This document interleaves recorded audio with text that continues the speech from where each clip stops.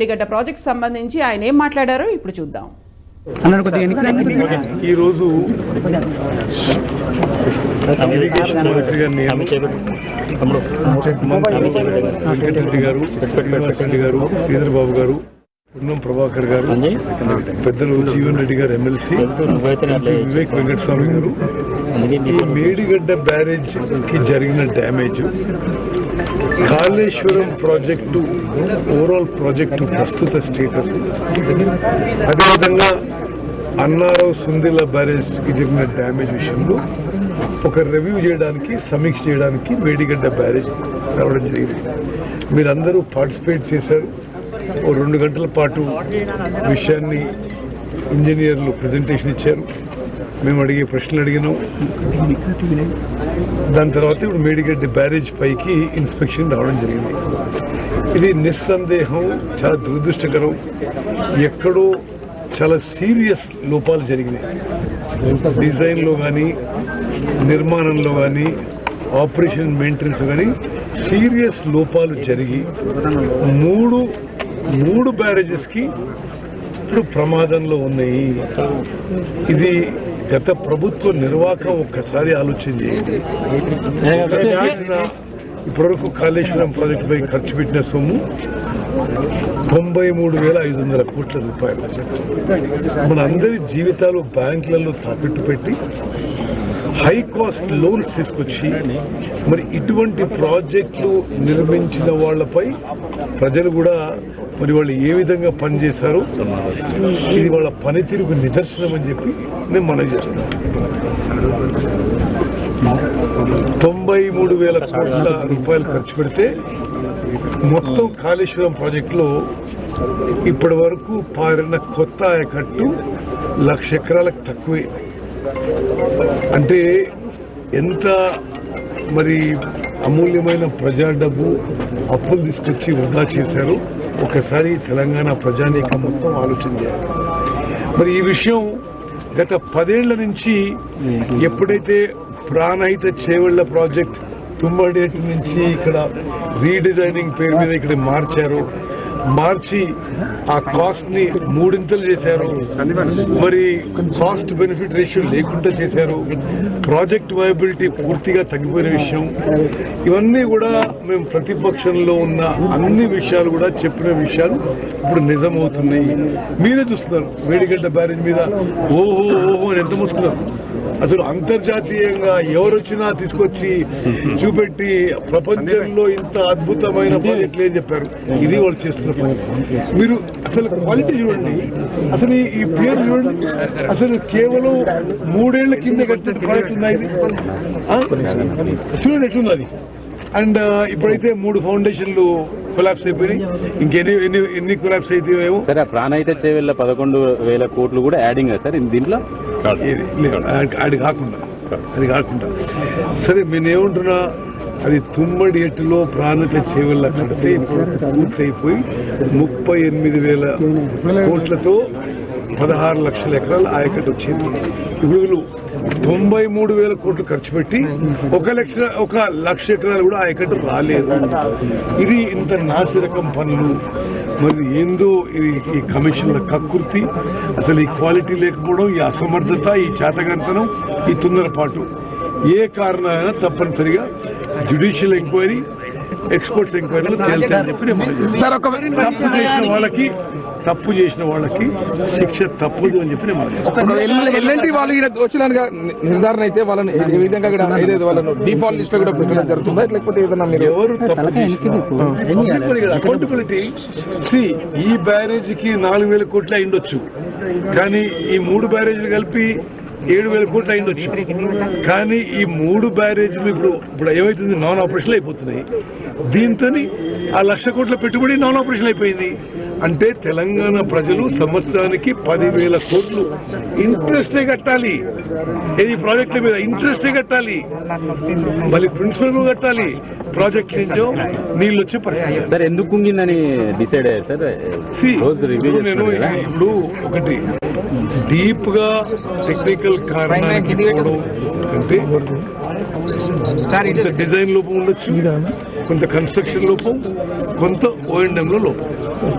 తప్పనిసరిగా మరి ప్రభుత్వంలో ఉన్న వాళ్ళు, అదేవిధంగా కన్స్ట్రక్షన్ చేసిన వాళ్ళు, తర్వాత ఆపరేషన్ మేనేజర్, అందరి విషయాల్లో కూడా చేసిన తప్పుకి మరి we will hold accountable whoever is guilty.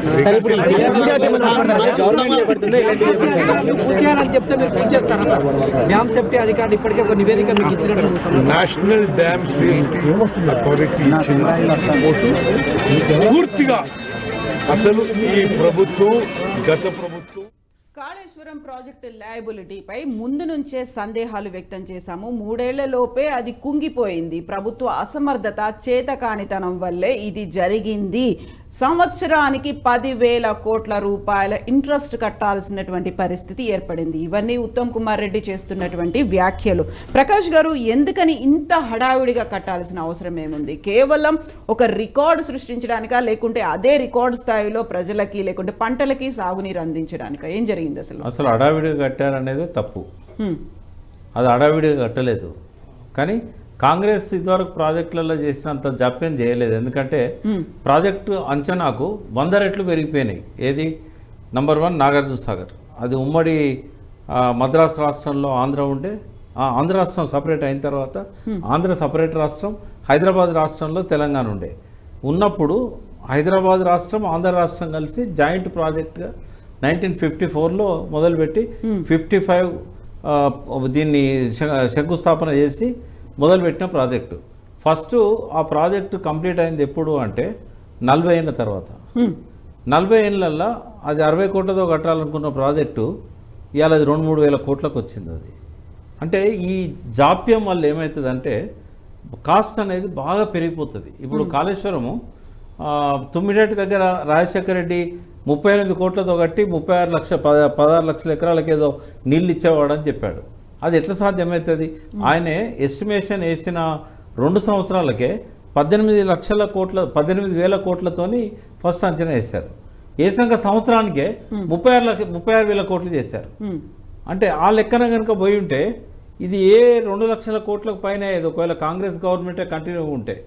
Thanks to KCR at least 93,000 కోట్లతోని ఇప్పటిదాకా చేయగలిగారు. అంటే ఇది అంత కంప్లీట్ అయినా కూడా 1,20,000 కోట్లతో అయిపోతుంది. నేను గ్యారంటీ చెప్తున్నా కదా, ఇదే కాంగ్రెస్ కనుక అప్పుడు ఉండి ఉంటే 2 లక్షల కోట్లు అయ్యేది. దీనికి ఆడ అవినీతి లేదు కాబట్టే 93,000 కోట్లతో ఇంతవరకు వచ్చింది. అయితే ఒకటమ్మా, ఉత్తమ్ కుమార్ రెడ్డి గారు చెప్పింది ప్రతిదీ కూడా ఇమ్మెచ్యూరిటీ, అవగాహన రాహిత్యం. ఎందుకలా? ఆయన ఏమనుకున్నా పర్వాలేదు. ఓవర్ నైట్లో ఎక్స్పర్ట్ అవుతారా వాటర్లో? మంత్రి ఇచ్చిండు ఆయనకు. ఓవర్ నైట్లో మొత్తం నాలెడ్జ్ వచ్చి కాళేశ్వరాన్ని కూలంకషంగా స్టడీ చేసి ఇది తప్పు, ఇది పొరపాటు అని చెప్పే స్థాయికి అంత అవగాహన వస్తుందా? అయితే సేమ్ అదే ఈఎన్సీ మీరు ఈఎన్సీ చెప్పలేదా తప్పు జరిగిందని? ఈఎన్సీ చెప్పలేగా. ఈఎన్సీ ప్రజెంటేషన్ ఇచ్చాడు. ఈఎన్సీ అని చెప్పలేదు తప్పు జరిగిందని. ఆ మాటకు వస్తే ఇంకా 10 రోజులైనా కూడా ఇక్కడ ఎక్కడ తప్పు జరిగింది, ఎక్కడ పొరపాటు జరిగింది, ఇది నిజంగా ప్రమాదమా, లేకుంటే నిర్మాణ రాహిత్యమా, డిజైన్ లోపమా, లేకుంటే కన్స్ట్రక్షన్ చేసిన ఎల్ఎన్టీ లోపమా, వాళ్ళు చెప్పానండి. ఇప్పుడు ప్రభుత్వం వాళ్ళదే కదా, ఇప్పటికి 27 రోజులు అయింది కదా వచ్చి. ఇంకా 10 రోజులు టైం ఇస్తానండి, చెప్పానండి. హెలికాప్టర్లో పోతే కాళేశ్వరంలో ఏం కనబడద్దమ్మా? పైనుంచి లోపలికి నీళ్ళలో చూస్తే ఏం కనబడద్దమ్మా? జరిగింది తప్పెక్కడ జరిగింది? నీళ్ళ కింద తప్ప పొరపాట ప్రమాదం నాకు తెలియదు. నీళ్ళ కింద ఓ 10-15 మీటర్ల కింద జరిగింది అది. ఆడికి పోయి ఎంక్వైరీ చేసిన వాళ్ళు ఎవరు? ఇది తప్పు జరిగింది, నిర్మాణ రాహిత్యం అని చెప్పాల్సిన వాళ్ళు ఎవరు? భూభౌతిక శాస్త్రవేత్తలు చెప్పాలి కారణం ఏంది అనేది. పిల్లర్స్ కుంగినాయి, పియర్స్ కుంగినాయి అంటే కింద పొరలల్లో ఎక్కడో లోపం జరిగి ఉంటుంది. వాళ్ళు అంటున్నట్టుగా బొగ్గు పొరలను పసిగట్టడంలో విఫలమయ్యారా? ఇది భూభౌతిక శాస్త్రవేత్తల లోపమా? వాళ్ళు 6 months పైన తీసుకున్నారు రిపోర్ట్ ఇవ్వడానికి. హడావిడి ఎక్కడున్నది? కన్స్ట్రక్షన్ 3 ఏళ్ళు అయింది, హడావిడి ఎక్కడుంది? ఇదేదో రాత్రి కట్టిన ప్రాజెక్టు. కేసీఆర్ గారు పోయి డిజైన్ ఇచ్చారన్నట్టు చెప్తున్నారు వాళ్ళు మాట్లాడిన ప్రతి మాట కూడా అపరిపక్వతతోని తొందరపడి మాట్లాడుతున్న మాటలు అవి. ఫస్ట్ ఏంటంటే ఒక మంత్రి ఇది తప్పు జరిగింది, ఇది పొరపాటు జరిగింది, ఇది నిర్మాణ రాహిత్యం అని చెప్పగలిగిందంటే అది వాళ్ళని ఇన్ఫ్లుయెన్స్ చేసే విధంగా మాట్లాడుతున్నాడు ఆయన. బట్ అక్కడ ఎదురుగా కనిపిస్తున్న విచారణ జరగలేదు. ఎదురు కనబడితే ఎట్లా అంటే తెలుస్తుంది? మేడిగడ్డతో Only పాటుగా Pierce- అన్నారంకి సంబంధించి అన్నారంలో ఏం సేమ్ జరగలేదు. డ్యామేజ్ అవుతోంది అని. అన్నారంలో ఏమీ జరగలేదు ఒకటి. రెండోది బుడగలు రావడము ఇట్లాంటివన్నీ కూడా ప్రాజెక్ట్ స్టెబిలైజ్ అయ్యే క్రమం లోపల జరుగుతాయి అవన్నీ. అది ఎక్కడైనా జరుగుతాయి. ఇప్పుడు వాళ్ళు కట్టిన ప్రాజెక్టులు అన్నింటిలో కూడా ఇటువంటి లోపాలు జరిగినాయి. ఇప్పుడు నాగార్జున సార్ల లీకేజ్ ఉందా అని మాట్లాడుతున్నారు ఈ మధ్య కాలంలో వేరే దానిలో. మీరు కెమెరా పట్టుకొని రేపు పోండి, ఈఎన్సీ గారితో చెప్పి నేను మాట్లాడతాను పర్మిషన్ ఇవ్వమని. లోపలికి పోయి కనీసం 200 స్థలాలలో లీకేజ్లను మీరు చూడగలుగుతారు. అంటే ఇది సహజమైన విషయము. బట్ అది కట్టి కూడా ఇప్పటికి 70 సంవత్సరాలు దాటింది కదా. కొత్త కట్టిన కాంగ్రెస్ పార్టీ కట్టిన ప్రాజెక్టులు ఏమైనా ఉంటే వేరే స్టేట్లో పోయి చూసిరండి. ఛత్తీస్గఢ్లో ఏమైనా ఉన్నాయా, లేకుంటే వేరే స్టేట్లో లేవు. ఇది సహజమైన అంశం. వీళ్ళకి ప్రాజెక్టులు కట్టరు, కట్టిన చూడరు, వాళ్ళకి తెలియదు. అయితే ప్రాజెక్టులు కట్టరు అన్నారు. గతంలో ప్రాణహిత చేవెళ్ల ప్రాజెక్టుకి సంబంధించి తమ్మిడిహెట్టి దగ్గర కడదామనుకుని డిసైడ్ చేసుకున్న దాన్ని మళ్ళీ రీడిజైన్ చేసి కట్టాల్సిన అవసరం ఏముంది? ఎవరు వద్దన్నారు కట్టంగా? మహారాష్ట్ర వద్దన్నది. అంతకుముందు కాంగ్రెస్ గవర్నమెంటే ఉంది అక్కడ. అప్పుడు ఎందుకు తెచ్చుకోలేదు రాజశేఖర రెడ్డి పర్మిషన్? కిరణ్ కుమార్ రెడ్డి ఎందుకు తెలియదు? రోషయ్య గారు ఎందుకు తెలియదు? అది కట్టడానికి ఆడ అవకాశం లేదు. ఫస్ట్ పాయింట్ ఏంటంటే వద్దన్న సిడబ్ల్యూసి. ఎందుకు అంటే మీరు 160 టీఎంసీలు తీసుకుపోతామంటారు. ఫస్ట్ పాయింట్ అక్కడ 160 టీఎంసీలు లేవు. మహారాష్ట్ర వల్ల 60 టీఎంసీలు వాడుకుంటారు. మీకు దొరికేది ఓన్లీ 100 టీఎంసీలే. పోనీ 100 టీఎంసీలన్నా మీరు తీసుకుపోవడానికి కట్టుకుందాం అనుకుంటే ఆ రాష్ట్ర ప్రభుత్వం మీకు అనుమతి ఇవ్వట్లేదు. ఆడ వన్యమృగ సంరక్షణ కేంద్రాలు ఉన్నాయి. వన్యమృగ సంరక్షణ కేంద్రాలను కాడ బ్యారేజ్కి పర్మిషన్ ఇయ్యరు. ముంపుకు వాళ్ళు ఒప్పుకోరు, ఆ చట్టాలు ఒప్పుకోవు. మూడోది ఏంటంటే 148 కట్టుకోమంటారు. 148 కనుక మీరు కట్టుకుంటామంటే మీకు హెడ్ రాదు. మీరు లిఫ్ట్ చేద్దామన్నా కూడా నీళ్లు ఉన్నాయి అందులో. 100 టీఎంసీలు స్టోర్ చేయడానికి అవి 90 రోజుల్లోనే 100 టీఎంసీలు స్టోర్ చేయాలి. అంటే డైలీ 1.5 టీఎంసీ స్టోర్ కావాలి, మళ్ళీ లిఫ్ట్ చేయాలి. అక్కడ 148 టీఎంసీలో మీకు అంత స్పేస్ దొరకదు. కాబట్టి అది సాధ్యం కాదు అని చెప్పిన తర్వాతనే అక్కడ నుంచి షిఫ్ట్ చేశారు. అది కేసీఆర్ గారు సొంతంగా తీసుకున్న నిర్ణయం కాదు. సిడబ్ల్యూసి, మహారాష్ట్ర ప్రభుత్వం ఈ రెండింటి తర్వాతనే ఆయన తీసుకున్నాడు. వాళ్ళతో అస్తమానం గొడవ పడుకుంటూ కూర్చుంటామా? తెలంగాణలో రైతుల ఆత్మహత్యలు జరుగుతున్నాయి. దీన్ని ఒక 50 ఏళ్ళు కొనసాగిస్తే వాళ్ళకే లాభం అవుతుంది. కమిషన్లు వస్తూనే ఉంటాయి. మరి 50 ఏళ్ళు కొనసాగించాల్సి ఉండేనా? అయితే ప్రాణహిత చేవెళ్ల కాకుండా కాళేశ్వరాన్ని రీడిజైన్ చేసి ప్రాజెక్టు నిర్మించడం వల్ల అనుకున్న అంచనా కంటే 2 వ్యయం పెరిగింది. అదంతా ప్రజాధనం దుర్వినియోగమైంది. ప్రాపర్గా నాణ్యత లేకపోవడం, ప్రాపర్గా కావాల్సినటువంటి జాగ్రత్తలు తీసుకోకపోవడం. పర్మిషన్ ఇవ్వాలంటే 100 టీఎంసీలకు నిల్వ చేసుకోవడానికి రిజర్వాయర్లను చూపెట్టమని చెప్పి సిడబ్ల్యూసి రిటర్న్ పంపింది. ఇప్పుడు 2008లో ప్రాజెక్ట్ రిపోర్ట్ పంపారు. 6 సంవత్సరాలు వాళ్ళ ప్రభుత్వం ఉంది కదా, కనీసం అనుమతి చేయలేదు కదా. పోనీ వాళ్ళు చెప్పిన ఆబ్జెక్షన్ మీద రిజర్వాయర్లను చూపెట్టగలిగారా? నిజంగానే 14 టీఎంసీల రిజర్వాయర్లు వాళ్ళు చూపెట్టారు. 100 టీఎంసీల రిజర్వాయర్లు కనుక వాళ్ళు చూపెడితే వాటి కాస్ట్ ఎంత అయ్యేది? ఇప్పుడు వాళ్ళు పంపిన దానిలో 14 టీఎంసీలే ఉన్నది. ఇప్పుడు ఎంత కట్టాం మనం? 141. అంటే దాదాపుగా 10 టైమ్స్ రిజర్వాయర్ల కెపాసిటీ పెరిగింది. 10 టైమ్స్ పెరిగినప్పుడు 36,000 కోట్లే ఉంటుందా? ఈ రిజర్వాయర్లు అని లేవు కదా 36,000 కోట్ల దానిలో. ఒకటి. రెండవది 3 బ్యారేజీలు, 3 పంపింగ్ స్టేషన్లు, అవి అవసరమా లేదా అనేది వేరే చర్చ. ఇవి అయితే కట్టారు కదా. అవును. ఇవి 36,000 కోట్లనే ఇవి కూడా ఉన్నాయా? వీటి ఖర్చు కాదా? అసలు వీళ్ళు అక్కడ పోయేదాకా అసలు కాళేశ్వరం అంటే 3 బ్యారేజీలు అనుకున్నారేమో నాకు తెలిసి. అంటే కాళేశ్వరం అంటే ఏంది? అందులో ఎన్ని ఉన్నాయి? 28 ప్యాకేజీలు ఉన్నాయి. 28 ప్యాకేజీలలో 3 ప్యాకేజీలే ఇవి. 1, 2, 3 మేడిగడ్డ కానీ, అన్నారం కానీ, సుందిళ్ళ కానీ. ఈ 3 ప్యాకేజీలకు ఎంత ఖర్చు అయింది? 1,00,000 కోట్లయిందా? 90,000 కోట్లయిందా? 60,000 కోట్లయిందా? 10,000 కోట్లయిందా? ఒక్కో బ్యారేజ్ మీద మొత్తం కలిపితే కూడా 6,000 కోట్లు కాలే కదా ఈ బ్యారేజీలకు. పంపింగ్ స్టేషన్లు ఇవి ఎంత అపరిపక్వతతోని ఆలోచించకుండా కనీసం పవర్ పాయింట్ ప్రజెంటేషన్ చూసిన తర్వాత కూడా అది కూడా అర్థం కాకుండా మాట్లాడిన మాటలవి. నిజంగానే ఒక ఎక్స్పర్ట్ మాట్లాడితే నేను సమాధానం చెప్పగలుగుతా, కానీ అది ఒక్కదానిలో కూడా వాస్తవం లేదు. ఇంకోటి తప్పు జరిగిందని ఎట్లా చెప్తాడు? డ్యామ్ సేఫ్టీ అథారిటీ పొద్దున వచ్చి ఇట్లా చూసిపోయి తప్పు జరిగి ఉండొచ్చు అని చెప్పింది. ఏదైనా ఒకటి నిర్ధారణ చేయాలి కదా. నిర్మాణ లోపము ఉండొచ్చు, డిజైన్ లోపము ఉండొచ్చు, అంటే ఎన్ని లోపాలైనా ఉండొచ్చు అని చెప్తున్నారు తప్ప ఇది తప్పు, ఇది జరిగింది అని చెప్పిల్లా. ఏదైనా వాళ్ళు కరెక్ట్గా తేల్చిందో ఈ రోజు వరకు కూడా డ్యామ్ సేఫ్టీ తేల్చలేదు. నివేదికలు అన్నీ చూడకముందే వాళ్ళు ఏకపక్షంగా ప్రెస్ మీడియాకు రిలీజ్ చేశారు. అయితే అక్కడ దానికోసం ఎంచుకున్నటువంటి స్థలమే సరైన స్థలం కాదు అనేది, ఒకవేళ అక్కడ ఇసుక మేటలు ఉన్నాయి లేకపోతే బొగ్గు గనులే ఉన్నాయి అనుకున్నప్పుడు అదే స్థలాన్ని ఎందుకు ఎంచుకోవాల్సి వచ్చింది ప్రాజెక్ట్ నిర్మాణం కోసం? ఇప్పుడు ఎవరైనా ప్రాజెక్టులు కట్టాలన్నా బ్యారేజ్ కట్టాలన్నా ఎవరి నివేదికల మీద ఆధారపడి కడతారు?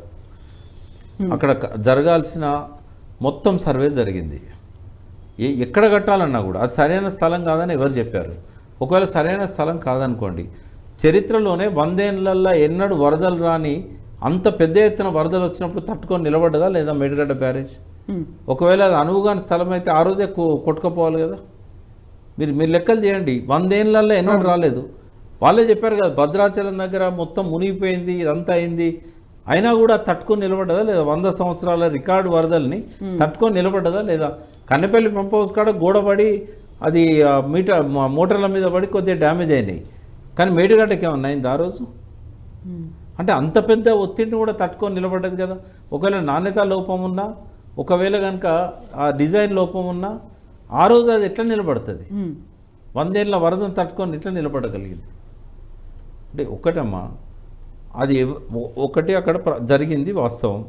అది ప్రమాదమా, అది నిర్మాణ లోపమా, అది డిజైన్ లోపమా, అది సంస్థ నిర్మించిన సంస్థ లోపమా, నాసిరకమైన మెటీరియల్ వాడారా, ఇదంతా ఎప్పుడు తెలుస్తుంది? సైంటిఫిక్ అనాలిసిస్ జరగాలి. సైంటిఫిక్ అనాలిసిస్ జరిగే ప్రాసెస్లో వీళ్ళు పోయి వ్యాఖ్యలు చేయవచ్చా? ఒక మంత్రికి అది శోభనిస్తుందా అట్లా మాట్లాడడం? మంత్రివర్గం అంతా ఉంది అక్కడ, 5 మంత్రులు ఉన్నారు, 5 మంత్రులది అదే అభిప్రాయం కనిపిస్తోంది అక్కడ. అసలు ఏమన్నా తెలిస్తే కదమ్మా. ముఖ్యమంత్రికే ఆయన ఇంజనీర్ కాడు, ఆయనకు ఆ విషయాల మీద అవగాహన లేదు. ఆయన ఇప్పటికి అంటున్నాడు ఎవరన్నా ఇసుకల బ్యారేజీలు కడతారా అని. బ్యారేజీలు కట్టేదే ఇసుకల. ఇప్పటికైనా మీ ద్వారా తెలిస్తే ఆ సీటుకు ఒక శోభన గౌరవాన్ని ఇచ్చినట్టు అవుతుంది. ఇప్పటికీ అంటున్నాడు ఆయన. ముఖ్యమంత్రి కాకముందు పిసిసి ప్రెసిడెంట్గా అన్నాడు, అర్థం ఉంది, తెలియదు కాబట్టి అన్నాడు. ముఖ్యమంత్రిగా పక్కనున్న ఇంజనీర్లను అడగవచ్చు కదా, ఇసుకలు ఎవరన్నా కడతారా బ్యారేజీలు అన్నాడు. ఇసుకల డ్యాములు కట్టరు, ఇసుకల బ్యారేజీలు కడతారు. పక్కన 2 వైపులా గోడలు పెడతారు. ఆ గోడల కింద హార్డ్ సర్ఫేస్ వచ్చేదాకా 2 గోడలు పెడతారు. పెట్టి మధ్యలో ఇసుకలనే పియర్స్ కడతారు. దానికి కావాల్సిన జాగ్రత్తలు తీసుకొని కడతారు. అందులోకి వాటర్ పోకూడదు. ఆ గోడలు దాటి అందులోకి వాటర్ పోయిందంటే అక్కడ ఏదో ఒక రకమైన తప్పు జరిగి ఉంటుంది, లేదా ప్రమాదం జరిగి ఉంటుంది. ఇప్పుడు ఎక్కువ బరువు కనుక బ్యారేజీల దగ్గర నీళ్ళ ద్వారా వచ్చినట్టయితే, ఇప్పుడు 16 టీఎంసీల స్టోరేజ్, అది నిజంగానే 16 టీఎంసీల స్టోరేజ్ని ఆపడం వల్ల, ఎక్కువ రోజులు ఆపడం వల్ల లోపల కుంగి ఆ పొరలల్లో కూడా ఏమన్నా తేడాలు వచ్చి అది కూలే అవకాశం ఉంటుంది. ఇది ప్రమాదం. అయితే ఇవన్నీ కూడా పరిశోధించిన తర్వాత మాత్రమే మంత్రులు అనేవాళ్ళు మాట్లాడాలి. బాధ్యత లేని వాళ్ళు మాట్లాడవచ్చు, కానీ బాధ్యత కలిగి ఆ శాఖకు మంత్రిగా ఉన్న వ్యక్తి ఆ తప్పులు ఏంటిదో ఆ నిర్ధారణ కాకముందే తప్పు జరిగింది, డిజైన్ లోపం ఉన్నది అని చెప్పడం అనేది ఏదైతే ఉన్నదో అది తొందరపాటు. నాకు ఉత్తమ్ కుమార్ రెడ్డి గారి మీద గౌరవం ఉంది, చాలా మంచి వ్యక్తి ఆయనే, బట్ తొందరపడి వ్యాఖ్యలు చేయకూడదు అనేది నా మనవి. ఆయన నియమించిన కమిటీ ఏదైతే ఉన్నదో, ఇప్పుడు నియమించడంలో లేదో కూడా నాకు తెలియదు. ఇప్పుడు ఆ తప్పులను పట్టుకోవడానికైనా అది ప్రమాదమా తప్ప పొరపాట అని తెలుసుకుందాం అనగా ఒక శాస్త్రవేత్తలతో ఒక కమిటీ ఉండాలి. అది సిబిఐతో కాదు, అది న్యాయ విచారణతో కాదు. అక్కడ ఉండాల్సింది ఎన్జిఆర్ఐ సైంటిస్టులు ఉండాలి, తర్వాత వాటర్ ఎక్స్పర్ట్స్ ఉండాలి, ఇంజనీర్లు ఉండాలి, ఇరిగేషన్ ఇంజనీర్లు, సివిల్ ఇంజనీర్స్ ఉండాలి. వీళ్ళందరూ ఉంటే తప్ప ఆ లోపం ఏందనేది తెలుసుకోవడం సాధ్యం కాదు. ఇదే జరగకముందే నిర్ధారణకు రావడం అనేది, ఇంకా జ్యుడిషియరీ కమిషన్ ఎందుకు? హైకోర్టు కూడా వెళ్ళారు కదా, అది జ్యుడిషియరీ జడ్జెస్ పోతే తెలుస్తుంది అమ్మ వాళ్ళకు. జడ్జెస్ అయినా మళ్ళీ వాళ్ళ సపోర్ట్ తీసుకోవాలి. ఈ జడ్జెస్ జ్యుడిషియరీ కమిటీ కూడా ఒక నిపుణుల సంఘాన్ని నియమించి వాళ్ళు ఇచ్చిన రిపోర్ట్ ఆధారంగానే వాళ్ళు నిర్ధారణకు వస్తారు. ఆ పని గవర్నమెంట్ కూడా చేయొచ్చు కదా, దానికి జ్యుడిషియరీ ఎంక్వైరీ అవసరమా? అయితే ఇది ప్రభుత్వ పనితీరుకు నిదర్శనంగా ఉంది. గత ప్రభుత్వాల నిర్వాహకం వల్లే ఇలాంటి లోపం అనేది తలెత్తింది అనే మాటతో పాటుగా లయబిలిటీ అనేది లేదు అనేది మేము పదే చెప్తున్నాం. మా సందేహాలు ఇప్పుడు ఖచ్చితంగా రుజువయ్యాయి, అది కళ్ళ ముందు కనిపిస్తోంది అంటూ ఆయన కుంగిపోయినటువంటి పిఎస్ని కూడా చూపిస్తున్నారు. 3 ఏళ్ల కింద కట్టింది అంటే నమ్మబుద్ధి కావట్లేదు అనేది. అంటే గోడకు సున్నమైనంత మాత్రాన అది పాతది అయిపోతుందా? ఆయన చూపెట్టేది గోడ, అది చూడండి 3 ఏళ్ల కింద కట్టింది గిట్లుంటుందా అన్నాడు. అంటే 3 ఏళ్ల కింద కట్టిన దానికి ఆ మెరుపులు ఉంటాయా? 3 ఏళ్ల తర్వాత అది ఎప్పుడో ఆ గోడ కట్టినప్పుడు కలర్ వేశారు. ఇప్పుడు నిజంగానే మరి వారం రోజుల కింద ఇంజనీర్లు కలర్స్ వేస్తుంటే అప్పుడు కొత్తగా ఉంది మంచిగా ఉందని చెప్పగలుగుతాడా ఆయన?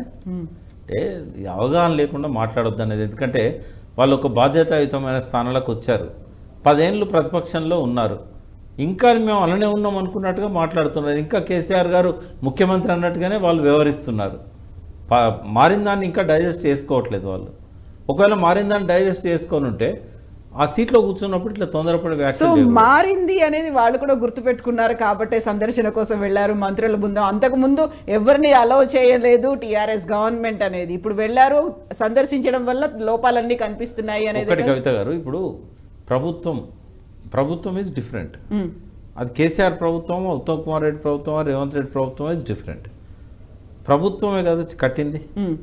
కేసీఆర్ గారు పోయి అక్కడ గుంపు మేస్త్రిలాగా సిమెంట్ వేయలేదు, ఇటుకలు మోయలేదు, ఏమీ చేయలేదు. డిజైన్స్ ఎవరు చేశారు? స్థలం ఎంపిక ఎవరు చేశారు? అన్నీ చేసింది కూడా ఇంజనీర్సే చేశారు. అంటే ప్రభుత్వంలో భాగంగా ఉన్న ఒక వ్యవస్థ, ఇంజనీరింగ్ వ్యవస్థ వాళ్ళు చేసినప్పుడు ఇప్పుడు ఆ ప్రభుత్వానికి బాధ్యత వహించే వ్యక్తి అట్లా మాట్లాడవచ్చా? కేసీఆర్ గారు ఉన్నారు, ఒక 10 ఏళ్ళు 9.5 ఏళ్ళు ఉన్నారా అని దిగిపోయాడు. ఇప్పుడు అక్కడ ఇంజనీర్లు లోపాలకు పాల్పడ్డా, డిజైన్ల లోపం ఉన్నా దానికి ముఖ్యమంత్రి బాధ్యత ఉంటుందా? అయితే ఇక్కడేమో ఎవరిది బాధ్యత అన్న దగ్గర రెస్పాన్సిబిలిటీ ఎవరు తీసుకోవాలి అనేది, అక్కడ ఉన్నటువంటి సైట్ ఇంజనీర్లా లేకుంటే డిజైన్ ఇంజనీర్లా, కట్టినటువంటి కన్స్ట్రక్షన్ ఎల్ఎన్టీయా లేకుంటే నిర్మాణానికి పూనుకున్నటువంటి గవర్నమెంట్ నిర్ధారణ అయిందా? ఎవరిది తప్పు అనేది నిర్ధారణ కాలే కదా, కానప్పుడు ఎందుకు మాట్లాడాలి? రెండవది, ఒక ముఖ్యమంత్రి ఒక ప్రాజెక్ట్ కట్టాలనుకుంటాడు, అంతవరకే ఆయనకు సంబంధం ఉంటుంది. ఒక డెడ్ లైన్ అనేది పెట్టారు కదా, ఈ టైం లిమిట్ లో నాకు కావాలి అనేది. డెడ్ లైన్ పెట్టలేదు, డెడ్ లైన్ ఏం పెట్టలేదు. అది దాని టైం అది తీసుకున్నది. దాదాపుగా 3.5 సంవత్సరాలు కట్టారు మేడిగడ్డ బ్యారేజ్ని. ఒక్క రోజులో మొదలైంది కాదు. మీకు విజువల్స్ కూడా మీకు అప్పటికి దొరుకుతాయి. మీరు ఒకసారి వీళ్ళది నాసా కానీ లేకుంటే స్పేస్ రీసెర్చ్ ఇస్రో ఉంది కదా, అవును, ఇస్రో దగ్గర పోయి 2016, 2017, 2018, 2019 4 years మీరు పిక్చర్లు తీసుకోండి. అక్కడ డిజైన్ లేనప్పుడేమో సర్వేలో ఉన్నదన్నట్టు, డిజైన్ మొదలైన తర్వాత ఎంత కాలానికి పూర్తిగా కంప్లీట్ అయింది, ఇవన్నీ మీకు స్పష్టంగా ఎవిడెన్స్ దొరుకుతాయి కదా వెళ్ళి చూస్తే. అయితే అక్కడ కీలకంగా వచ్చినటువంటి మాట ఎల్ఎన్టీ దగ్గర నుంచి కూడా మాకు ప్లాన్ అంతా ఇచ్చారు, డిజైన్ ని, దాన్ని జస్ట్ మేము ఫాలో అవుతూ వెళ్ళాము అని. ఇచ్చిందంతా కేసీఆర్ ఆ టైంలో సీఎం గా కాదమ్మా, ఎవరు అనలేదు అన్నమాట. ఇప్పుడు ఈ బిల్డింగ్ కట్టారు, ఈ బిల్డింగ్ లో ప్లానింగ్ ఇచ్చేది ఆర్కిటెక్ట్. అవును, ఈ ఓనర్ ఇయ్యాడు ప్లానింగ్. ఆర్కిటెక్ట్ ఇచ్చిన ప్లానింగ్ ప్రకారం సైట్ ఇంజనీర్స్ కడతారు. దానికి ఎంత, ఇప్పుడు మీరు నా దగ్గర డబ్బులు లేవు, ఈ 10 అంతస్తుల భవనానికి 16 mm రాడ్ పెట్టానంటే పెడతాడా? దాని థిక్నెస్ దానికి ఉండాల్సిందే. కాబట్టి ముఖ్యమంత్రి గారు నాకు ఈ ప్రాజెక్ట్ కావాలి, వీలైనంత తొందరగా కట్టండి అని చెప్తాడు. అంతేగాని మీరు అది ఎట్లున్నా పర్వాలేదు, రాత్రి మీరు సిమెంట్ పోయండి, మీరు ఇసుక పోయండి, కాంక్రీట్ కలపండి అని చెప్పడు కదా. ఎల్ఎన్టీ అనేది ఆషామాషి సంస్థ కాదు. వాళ్ళకు దాని గురించి తెలుసో తెలియదో నాకు తెలియదు. ప్రపంచం గర్వించదగ్గ సంస్థ. భారతదేశానికి ఒక తాజ్మహల్ ఎట్లుందని గొప్పగా చెప్పుకుంటామో, ఒక ఎల్ఎన్టీ సంస్థకు పుట్టినీళ్ళని గర్వంగా చెప్పుకునే సంస్థ. ఇప్పటివరకు ఎటువంటి బ్లాక్ లిస్టులలో పడని సంస్థ అది. ఆ సంస్థ ఎవరు ఒత్తిడి చేసినా కూడా ఆ ఒత్తిళ్లకు లొంగదు. వాళ్ళ దగ్గర ఈ నాసిరకమైన వాడడం అనేది జరగదు. తర్వాత డిజైన్ లోపం అయితే వాళ్ళ తప్పు కాదు అది. కానీ డిజైన్లు ఇచ్చింది ఎవరు? డిజైన్లు ఇచ్చింది ఇంజనీర్స్, ఈ ప్రభుత్వంలో భాగమైన ఇంజనీర్లు. ఆ ఇంజనీర్లకే మంత్రి ఉత్తమ్ కుమార్ రెడ్డి, ఆయన ఇంజనీర్లే కదా డిజైన్లు ఇచ్చింది. కేసీఆర్ గారు అవుట్సోర్సింగ్ మీద తెచ్చిపెట్టిన ఇంజనీర్లు కాదు కదా. కన్సల్టెన్సీ ఎవరిది? వ్యాప్కోస్. స్థలం ఎంపిక చేసింది, సజెస్ట్ చేసిందేమో రిటైర్డ్ ఇంజనీర్స్, దాన్ని ఎంపిక చేసిందేమో వ్యాప్కోస్ వాళ్ళు. వ్యాప్కోస్ ఎవరిది? కేంద్ర ప్రభుత్వ సంస్థ. వ్యాప్కోస్ వాళ్ళు ఇచ్చిన సైట్లో సెంట్రల్ వాటర్ కమిషన్ వాళ్ళు ఇచ్చిన డిజైన్లల్లో స్టేట్ గవర్నమెంట్ వాటిని వెరిఫై చేసి ఆ డిజైన్స్లల్లో ఏమాత్రం మార్పులు చేయకుండా గత 30-35 సంవత్సరాల నుంచి బ్యారేజీలు కట్టినప్పుడు ఏ డిజైన్లు అయితే వాళ్ళు ఫాలో అయ్యిందో అవే డిజైన్లతోని వాళ్ళు కట్టారు. ఇక్కడ వ్యక్తిగతంగా కేసీఆర్ ఇన్వాల్వ్మెంట్ ఎక్కడ ఉంది నాకు చెప్పండి? ఎక్కడ లేదు. కాబట్టి ఆయన అన్న మాటలన్నీ ఆయన ప్రభుత్వానికే వర్తిస్తాయి. ఆయన ఏమన్నా నాణ్యత లోపం ఉంటే ఆ ఇంజనీర్లను ఆయనే సస్పెండ్ చేయాలి, ఆయన ప్రభుత్వంలో ఇంజనీర్లే వాళ్ళు. కాకపోతే హయాంలో ఎవరి హయాంలో స్టార్ట్ అయింది, దానికి సంబంధించినటువంటి రెస్పాన్సిబిలిటీ అక్కడ అంతా మంచి జరిగితే క్రెడిట్ అంతా వాళ్ళకే పోతుంది, అక్కడ ఇక్కడ ఏదైనా లోపం జరిగితే అది వాళ్ళది కాదు అంటే అది ఎలా? సహజమమ్మా. ఇప్పుడు నెహ్రూ శంకుస్థాపన చేసిండని నాగార్జున సార్ల లోపాలని నెహ్రూకి చెప్తామా? ఒక ప్రాజెక్ట్ ఏంటంటే అది కట్టాలనే సంకల్పం మంచిదే, దాన్ని వీలైనంత తొందరగా కంప్లీట్ చేయండి, ఓవర్ హెడ్స్ ఉండకుండా అని చెప్పి మళ్ళీ ఈఎంఐస్ ఇవన్నీ పడతా ఉంటాయి కదా. మోరోవర్ ఏంటంటే ఆత్మహత్యల శోకంలో నుంచి తెలంగాణ వాదం పుట్టింది, తెలంగాణ నినాదం పుట్టింది, తెలంగాణ ఉద్యమం పుట్టింది. వీలైనంత వరకు తొందరగా నిలిచి రైతుల క్షోభను ఆపాలని చెప్పి, రైతుల ఆత్మహత్యలను ఆపాలని చెప్పి తొందరపడడం తప్పు కాదు. నిజంగానే ఆయన ఎల్ఎన్టీ సంస్థ కనుక మాకు సమయం ఇవ్వలేదు అందుకని మేము హడావిడిగా కట్టినామని చెప్తే అప్పుడు ముఖ్యమంత్రి తప్పు అవుతుంది. వాళ్ళు చెప్తారా అట్లా? అట్లా జరిగింది అసలు? దేని టైం దాన్ని తీసుకుంటుందమ్మా. ఇప్పుడు పెళ్ళైనప్పుడు దీవిస్తారు పిల్ల పాపలతో చల్లగా ఉండాలని, అంటే 9 నెలల్లో పిల్లాడు పుడతాడా? దేని సమయం దాన్ని తీసుకుంటుంది. నిర్మాణం తొందరగా కావాలని అంటాడు, బట్ దానికి క్యూరింగ్కి ఎంత టైం పడుతుంది, కన్స్ట్రక్షన్కి ఎంత టైం పడుతుంది, అది ఇంజనీర్లకును ఆ సంస్థ నిర్మించే సంస్థకు సంబంధం ఉంటుంది. ఒకవేళ నిర్మాణ లోపం ఉన్నట్టయితే బాధ్యులను శిక్షించవచ్చు. బట్ ఇక్కడ కేసీఆర్ను బాధ్యులను చేయడం అనేది ఏ రకంగా కూడా జ్యుడిషియల్ కమిషన్ కూడా చేయలేదు, జ్యుడిషియల్ ఎంక్వైరీ జరిగినా కూడా కేసీఆర్ తప్పు ఉన్నదని చెప్పదు. రేపు సిబిఐ ఎంక్వైరీ జరగని ఏది జరగని ఆడ కేసీఆర్ ఫిక్స్ కాడు. కేసీఆర్ కనీసము ఫలానా కాడ కట్టమని చెప్పలేదు, ఈ డిజైన్లలో మార్పులు చేయలేదు, ఆయన పోయి అక్కడ నిలబడలేదు అన్నాడు సైడ్ దగ్గర. అవసరమైనప్పుడు హరీష్ రావు గారు పోయారు, ఒకసారి మేడిగడ్డ సందర్శనకు వచ్చిండు, హరీష్ రావు గారు ఆ టైంలో లేరు, నేను కూడా ఉన్నాను కేసీఆర్ గారు వెంట. అప్పుడు సుబ్రహ్మణ్యం గారు అని చెప్పి ఎలాంటి మెయిన్ బాస్ ఎవరైతే ఉన్నారో ఆయన అన్ని ఎక్స్ప్లెయిన్ చేస్తున్నాడు, దీనికి ఎంత సమయం పడుతుంది, దీనికి ఎంత సమయం పడుతుంది, దీనికి ఎంత సమయం పడుతుంది, మినిమం టైం చెప్పాడు. చెప్పిన తర్వాత కేసీఆర్ గారు ఒకటే అన్నాడు, మీరు చెప్పిన ఆ నిర్ణీత సమయం లోపల దాన్ని కంప్లీట్ చేయండి, ఇంకా ప్రొలాంగ్ చేయకండి అని చెప్పాడు. దాని అర్థం ఏంది? వాళ్ళు చెప్పిన టైంనే కంప్లీట్ చేయమని చెప్పాడు. హడావిడిగా నాకు ఎలక్షన్లు వస్తానే మీరు తొందరగా కంప్లీట్ చేయమని ఏం చెప్పలేదు అక్కడ, ఆట జరగలేదు కూడా అది. ఇదొకటి. రెండవది ఏంటంటే ఉత్తమ్ కుమార్ రెడ్డి గారు పదే చెప్తున్నారు. ఇప్పుడు మొన్న మాట్లాడిన దానిలో ఇప్పుడు ఇవాళ కూడా అదే రిపీట్ చేశాడు కాబట్టి చెప్తున్నాను. 1,00,000 కోట్లు ఖర్చు పెట్టారు, దాదాపు 93,000 కోట్లు ఖర్చు పెట్టారు. ఖర్చు పెట్టి 1,00,000 ఎకరాలకే నీళ్ళు ఇచ్చారు. అవును, అంటే రేపటి నుంచి వీళ్ళు ఇయ్యరా? ఇది ఆన్గోయింగ్ ప్రాజెక్ట్ అమ్మా. కాళేశ్వరం కంప్లీటెడ్ ప్రాజెక్టా అది? Unless it is not completed. Complete కానంత వరకు ఆన్గోయింగ్ ప్రాజెక్టే అది. ఆన్గోయింగ్ ప్రాజెక్ట్ అన్నప్పుడు ఇప్పుడు ఇలా రెంట్కు ఉండాలంటే ఫినిషింగ్ అంతా అయినాక వచ్చి రెంట్కుంటారు. నేను 10 కోట్లు పెట్టాను ఇప్పటివరకు రెంటే వస్తలేదని అంటే 10 కోట్లకు నీకు పిల్లర్లకు స్లాబ్లకు వీటికే సరిపోయినాయి, రెంట్కి ఎప్పుడు వస్తారు? ఇదంతా ఫినిషింగ్ చేస్తే కదా వచ్చేది.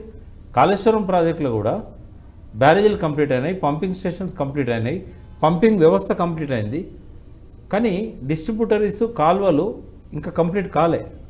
అది ఆన్గోయింగ్. అది ఇప్పటివరకు ఎంతైతే కంప్లీట్ అయిందో అంతవరకు 90,000 ఎకరాలకు నీళ్ళు వచ్చినాయి. తర్వాత లిఫ్టింగ్ సిస్టమ్ రెడీ ఉంది కాబట్టి ఎగ్జిస్టింగ్ ఆయకట్టు ఏదైతే ఉన్నదో స్టెబిలైజేషన్ 18 లక్షల ఎకరాల పైన ఉంది. స్టెబిలైజేషన్ చేయాల్సిన ఆ ఆయకట్టుకు అంతటికి నీళ్ళు వచ్చినాయి. తర్వాత చెరువులకు లింక్ చేయడం వల్ల చెరువుల కింద ఆయకట్టుకు నీళ్ళు వచ్చినాయి. ఇవన్నీ మభ్యపెట్టి 1,00,000 ఎకరాలకే నీళ్ళు ఇవ్వలేకపోయిన్లు, 1,00,000 కోట్లు ఖర్చు పెట్టారు అంటే ఎవరి కోసం చెప్తున్నారు ఇవి మభ్యపెట్టే మాటలు? ఇంకా ఇప్పుడు ప్రభుత్వం దిగిపోయింది, ఇప్పుడు ఏమన్నా అర్థం ఉందా అట్లా మాట్లాడితే? ఇప్పుడు రేపటి నుంచి వీళ్ళు చేసే పని ఏంది? ఆ బాటిల్ నెక్స్ ఎక్కడైతే ఉన్నాయో వాటిని తొలగించి పొలాలకు నీళ్లు పోయేటట్టు చేయాలి. అప్పుడు ఏమన్నా కొత్త బ్యారేజీలు అవసరమవుతాయా, కొత్త ప్రాజెక్టులు అవసరమవుతాయా, కొత్త పంపింగ్ స్టేషన్లు అవసరమవుతాయా? ఎగ్జిస్టింగ్ సిస్టంతోనే వాళ్ళు ఇవాళ ఇంకా 18 లక్షల ఎకరాలకు నీళ్ళు ఇవ్వచ్చు. మీరు అక్కడ తొందరపడండి. కనీసం కేసీఆర్ గారన్న 3-3.5 ఏళ్ళల్లో ఈ బ్యారేజీలు పంపింగ్ స్టేషన్లు ఇవన్నీ కంప్లీట్ చేసి 18 లక్షల ఎకరాలను స్టెబిలైజ్ చేశాడు, 1,00,000 ఎకరాలకు నీళ్ళు ఇచ్చాడు. మీరు 4 ఏళ్ళల్లో కాళేశ్వరం ఆయకట్టులో ఉన్న 18 లక్షల ఎకరాలకు కొత్తగా నీళ్ళు ఇవ్వండి, మిమ్మల్ని మీరు ప్రూవ్ చేసుకోండి. అబద్ధాలు చెప్పడం కరెక్ట్ కాదు. పాలమూరు రంగారెడ్డి ఉన్నది, 36,000 కోట్లు ఖర్చు పెట్టారు, 1 ఎకరాన్ని నీళ్ళు ఇవ్వలేదు అంటాడు. దాన్ని డైవర్ట్ కూడా అసలు చేశారు అది అనేది కదా, అట్లా కాదు. కాళేశ్వరం ప్రాజెక్ట్ కోసం వచ్చినటువంటి ధనాన్ని దానికోసం కూడా డైవర్ట్ చేశారు. చేయొచ్చు, ప్రభుత్వం ఎట్లాంటి ఇటు నుంచి అటు నుంచి ఇటు చేసుకోవచ్చు అనే అన్నదానిలో కాళేశ్వరం ప్రాజెక్ట్ ఏమో కనీసం బ్యారేజీలు కంప్లీట్ అయినాయి, లిఫ్ట్ స్కీమ్ కంప్లీట్ అయింది, నీళ్ళని వాడుకుంటున్నాం. పాలమూరు రంగారెడ్డి స్టేజ్ అయింది ఆయనకు తెలుసా? దాని మీద కూడా సమీక్ష పెడితే తెలుస్తుంది. 36,000 కోట్లు ఇప్పుడు నాగార్జున సార్ ఉందమ్మా, 1966 వరకు ప్రాజెక్ట్ ఇది డ్యామ్ కంప్లీట్ అయింది, 1 ఎకరానికి కూడా నీళ్ళు రాలే. తర్వాత 10 ఏళ్ళు పట్టింది నీళ్ళు ఇవ్వడానికి. 68లో ఇందిరాగాంధీ వచ్చి నీళ్ళు వదిలినప్పుడు ఫస్ట్ 20-30,000 ఎకరాలకే ఇచ్చింది. ఎవరన్నా అంటే ఎట్లుంటుంది అప్పుడు? ఇంత పెద్ద డ్యామ్ కట్టి 30,000 ఎకరాలకే నీళ్ళు ఇచ్చారు. నువ్వు వాళ్ళ పాలన గురించి మాట్లాడాలనుకుంటే, నేను పొలిటీషియన్గా మాట్లాడాలని అనుకోలేదు కాబట్టి నేను అది మాట్లాడలే. నేను ఒకటి అడుగుతా, శ్రీరామ్ సాగర్కేమో 60 ఏళ్ళు పట్టింది అది కంప్లీట్ చేయడానికి. ఎప్పుడో నెహ్రూ 63లో శంకుస్థాపన చేస్తే కేసీఆర్ గారు వచ్చే ముందు దాన్ని డిక్లేర్ చేశారు కంప్లీటెడ్ ప్రాజెక్ట్ అని చెప్పి. ప్రతి సంవత్సరం ఆన్గోయింగ్ కిందనే ఉండేది అది. ఆ ప్రాజెక్టు మొదలుపెట్టింది 120 కోట్లతో కంప్లీట్ చేయాలనుకొని మొదలుపెట్టారు. ఫస్ట్ అది 54 కోట్లతో మొదలుపెట్టారు. అది 4,000-5,000 కోట్లు అయింది. వాళ్ళ పాలనలో అయింది అంతా. మధ్యలో తెలుగుదేశం కొంత ఉన్నది. నేను ఇవాళ ఉత్తమ్ కుమార్ రెడ్డి గారిని నేను ఒక ప్రశ్న వేస్తున్నా.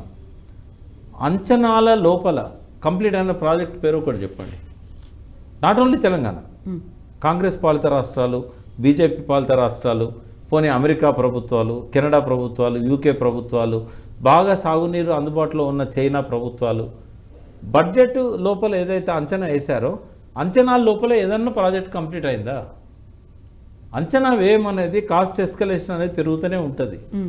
ఒకటేమో అన్ని వీళ్ళ మీద ఆధారపడి ఉండవు. సిమెంట్ రేటు, కంకర రేటు, తర్వాత ఐరన్ రేటు, మేస్త్రీల కూలీలు, ఇవన్నీ వీళ్ళు ఇచ్చే రేట్ల మీద ఆధారపడి రావు కదా. ప్రభుత్వం ఫిక్స్ చేసే రేట్ల ప్రకారం వీళ్ళు ఎప్పటికప్పుడు సవరించుకుంటూ పోవాలి. ఏ ప్రాజెక్టు కూడా విత్ ఇన్ ది లిమిట్లో కంప్లీట్ అయ్యేది ఉండదు.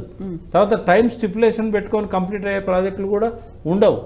ఇప్పుడు ఎందుకు దీనివల్ల లాభం జరిగింది, కేసీఆర్ గారు రీడిజైన్ చేయడం వల్ల ఏమేమి లాభాలు జరిగినాయి చెప్తాను.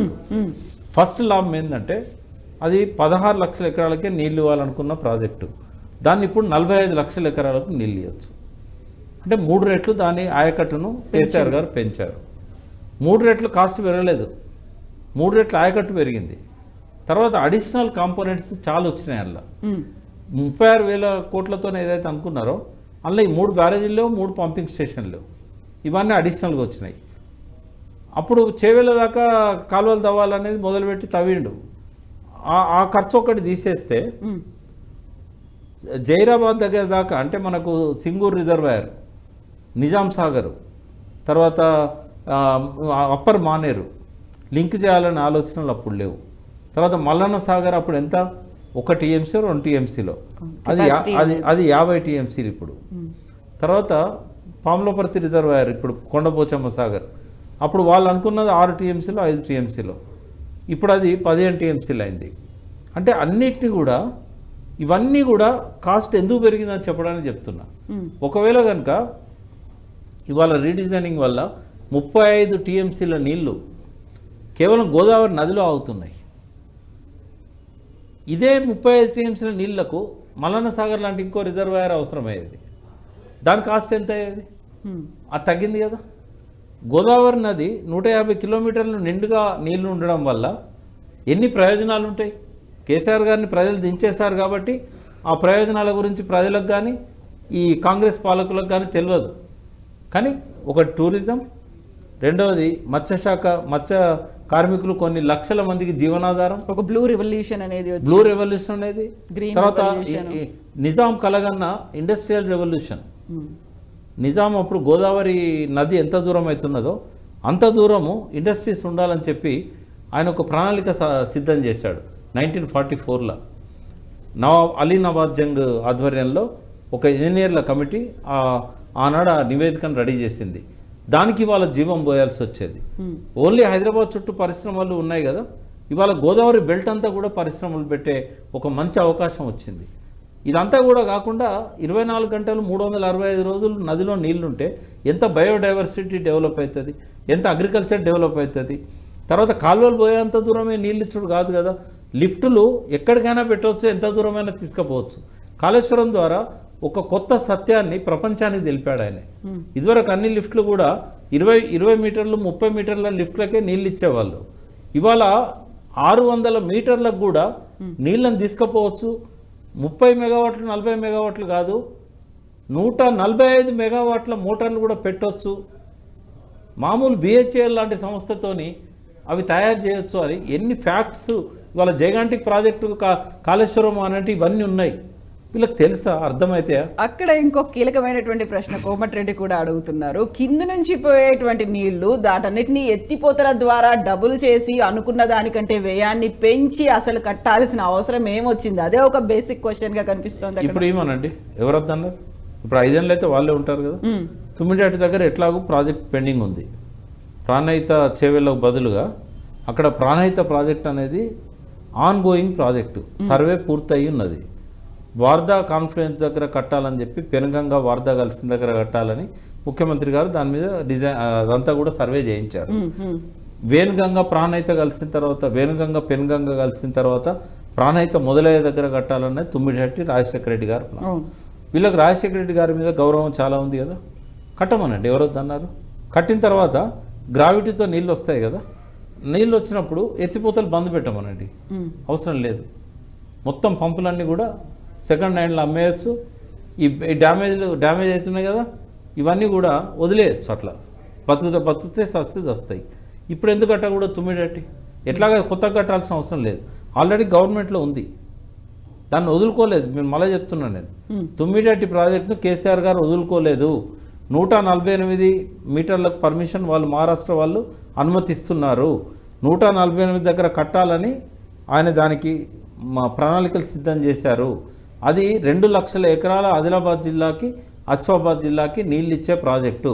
మంచిర్యాల, ఆసిఫాబాద్, ఆదిలాబాద్ 3 జిల్లాలలో 2 లక్షల ఎకరాలకు నీళ్ళు ఇచ్చే ప్రాజెక్టు. వైఎస్ రాజశేఖర రెడ్డి గారు ప్లాన్ చేసినప్పుడు కేవలం 50,000 ఎకరాలకే డిజైన్ చేశాడు. ఆదిలాబాద్ ఆయకట్టు 50,000 ఎకరాలు. ఇది ఫస్ట్ పాయింట్. 2 లక్షల ఎకరాలకు నీళ్ళు వస్తాయి, కట్టమనండి. నంబర్ 2, వాళ్ళు వారద దగ్గర కడతారా, తుమ్మిడట్టే కడతారా, వాళ్ళ ఇష్టం. మేము వ్యతిరేకం కాదు, కట్టాలని కోరుతున్న డిమాండ్ కూడా చేస్తాం. రెండో, ఎందుకంటే ఆ 3 జిల్లాల్లో 2 లక్షల ఎకరాలు నీళ్ళు వస్తాయి. రెండవది, కోమటిరెడ్డి వెంకరెడ్డి కానీ, ఉత్తమ్ కుమార్ రెడ్డి కానీ, ఆడికి పోయిన వాళ్ళు కానీ అది 100% గ్రావిటీ ప్రాజెక్ట్ అని రుజువు చేస్తే ఇంకా అసలు టీఆర్ఎస్ పార్టీనే క్లోజ్ చేసుకోవచ్చు. ఓకే, ఎందుకు అనంటే అది 100% గ్రావిటీ కాదు. ఇప్పుడు నది పోతున్నప్పుడు ఇట్లా రిడ్జ్ అనేది ఉంటుంది. ఇదేమో ఇటు పక్కన ప్రాణహిత, తుమ్మిడట్టి ఇక్కడ కడతాం. కొద్ది దూరం దాన్ని లిఫ్ట్ చేయాలి, దాని రిడ్జ్ దాకా లిఫ్ట్ చేయాలి. చేసినాక గోదావరికి వాల్ స్టార్ట్ అవుతుంది. అది 100% కాలడ్డం పెడితే వచ్చే నీళ్లు కావవి. అవి ఎత్తిపోసి మళ్ళీ ఇప్పుడు కన్నెపల్లి పంప్ హౌస్ దగ్గర కొంత దూరం ఎత్తిపోస్తారు. కాళేశ్వరం దగ్గర ఎత్తిపోసినాక అనారం బ్యారేజ్లో గ్రావిటీతో పోతాయి. అంటే గోదావరి రిడ్జ్ దాటియాలి. అక్కడ కూడా ప్రాణహిత బేసిన్కు గోదావరి బేసిన్కు మధ్యలో నదికి, గోదావరి నది బేసిన్, ప్రాణహిత నది బేసిన్, రెండింటి మధ్యలో రిడ్జ్ ఉంటుంది. ఆ రిడ్జ్ దాకా దాటిచ్చేదాకానైతే ఎత్తిపోయాలి కదా. మరి అది గ్రావిటీ ఎట్లయితుంది? అది వచ్చే నీళ్ళు చాలా స్వల్పం. 20 టీఎంసీలు కూడా వాళ్ళు వాడుకోలేరు. ఆ 148 దగ్గర కట్టిన అంటే కేవలం ఆదిలాబాద్, ఆసిఫాబాద్, మంచిర్యాల జిల్లాలకు 2 లక్షల ఎకరాలకు నీళ్ళు ఇచ్చాయని మాత్రమే అక్కడ వాళ్ళు స్టోర్ చేసుకోగలుగుతారు, అక్కడి నుంచి లిఫ్ట్ చేయగలుగుతారు. అది కేసీఆర్ గారు కంటిన్యూ చేశారు, దాన్ని ఆపలేదు. నిధుల లేమి వల్ల ఆ ప్రాజెక్టు ముందుకు పోలేదు. తర్వాత సర్వే తుమ్మిడిహట్టి నుంచి పైకి మార్చాడు ఆయన. ఎందుకంటే ఇక్కడ శాంచురీ ఉంది, వన్యమృగ సంరక్షణ, వాళ్ళు ఎప్పటికీ పర్మిషన్ ఇయ్యరు. మహారాష్ట్ర 148 కట్టుకోమన్నా కూడా వాళ్ళు ఒప్పుకోరు. అటవీ శాఖ, అందుకని దీన్ని వార్దా దగ్గర జరపండి అని కొద్దిగా పైకి ఉంటుంది. వార్దా కాన్ఫ్లుయెన్స్ వేణుగంగా కాన్ఫ్లుయెన్స్ కంటే కొంచెం పైకి ఉంటుంది, పెన్గంగా నది మీదనే ఉంటుంది అది. అందుకని ఆ ప్రాజెక్టును కట్టమనండి, నేను కూడా కట్టమంటున్నా. దాని నుంచి వచ్చే నీళ్ళను ఆదిలాబాద్కి ఏమనండి. కానీ ఇది కాళేశ్వరం ప్రాజెక్టుకు అది ప్రత్యామ్నాయం అసలే కాదు, ఎప్పటికీ కాజాలదు. ఇంకోటి ఎంత అమాయకంగా మాట్లాడతారంటే, ఆ ప్రాజెక్ట్ ఏమో పెన్గంగా నది మీద, తుమ్మిడెట్టి అని ఉన్నది పెనుగంగ వేణగంగ కలిసినాక ప్రాణహిత స్టార్ట్ అవుతుంది. అసలు గోదావరి మీద కాదు అది. ఆ పెనుగంగలో వచ్చే నీళ్ళెన్ని, కాళేశ్వరం దగ్గర గోదావరిలో వచ్చే నీళ్ళెన్ని లెక్కలు సెంట్రల్ వాటర్ కమిషన్ దగ్గర పోతే వాళ్ళు చెప్తారు. కిందికి వచ్చిన తర్వాత ఎన్ని రకాల అడ్వాంటేజెస్ ఉన్నాయంటే, ఫస్ట్ తెలంగాణ సగం తెలంగాణ మానేరు మంజీరా బేసిన్ ఏదైతే ఉన్నదో అది నిజామాబాద్ మెదక్కు పరిమితం. బట్ మానేరు బేసిన్ అనేది కామారెడ్డి జిల్లాలో మొదలై మా పెద్దపల్లి జిల్లా వరకు మధ్యలో ఉన్న తెలంగాణ మొత్తం, దాదాపు ఉత్తర తెలంగాణ అంతా ఒక ఆదిలాబాద్ జిల్లాలో కొంత భాగం తప్పితే మొత్తం కూడా మానేరు బేసిన్. నాది కూడా అదే మానేరు బేసినే. మానేరులో నుంచి వచ్చే నీళ్ళన్నీ కూడా కాళేశ్వరం దగ్గర గోదావరిలో కలుస్తాయి, ప్రాణహితలో కలవయి. ఇక్కడ మేడిగడ్డ దగ్గర ఆ నీళ్లు మనకు ఎత్తిపోయడానికి ఆ నీళ్లు మనకు ఉపయోగపడతాయి. ఇది ఒకటే కాకుండా పైనుంచి ప్రాణహిత తుమ్మిడేటి నుంచి కాళేశ్వరం దాకా, అంటే ఒరిజినల్ ప్రాణహిత నీళ్లు కాళేశ్వరం దగ్గర నుంచి పోసుకోగలుగుతాం, కానీ అక్కడ వచ్చే తుమ్మిడేటి దగ్గర వచ్చేటి చాలా పరిమితం. అవి ప్రాణహిత నీళ్ళే కాదు, అవి వేణగంగ నీళ్లు, వార్దా నీళ్లు, పెనుగంగ నీళ్లు. అవి గోదావరి నీళ్లు కాదు, అవి ప్రాణహిత నీళ్లు కాదు. తుమ్మిడేటి దగ్గర కట్టేటి అక్కడ స్టార్టింగ్ పాయింట్ ప్రాణహిత. అక్కడి నుండి కాళేశ్వరంలో కలిసేదాకా నేరుగా ప్రాణహితలో కలిసే నదులు, మహారాష్ట్ర నుంచి సిరివంచ నుంచి దట్టమైన అటవీ ప్రాంతం నుంచి వచ్చే వాగులు, తెలంగాణ నుంచి వచ్చే ఈ మానేరులో కలిసే వాగులు, తర్వాత నేరుగా గోదావరిలో కలిసే వాగులు, ఇవన్నీ కూడా చాలా ఎక్కువ నీళ్లను కాళేశ్వరం దగ్గర మనకు అందుబాటులో తెచ్చాయి. కేవలం తుమ్మిడేటి దగ్గర కడితేనే సెంట్రల్ వాటర్ కమిషన్ చెప్పినట్టుగా 100 టీఎంసీల కంటే ఎక్కువ దొరికే అవకాశం లేదు. వచ్చే 100 టీఎంసీలను కూడా లిఫ్ట్ చేసే అవకాశం లేదు. ఎందుకంటే తుమ్మిడేటి దగ్గర కట్టే చాలా చిన్న రిజర్వాయర్.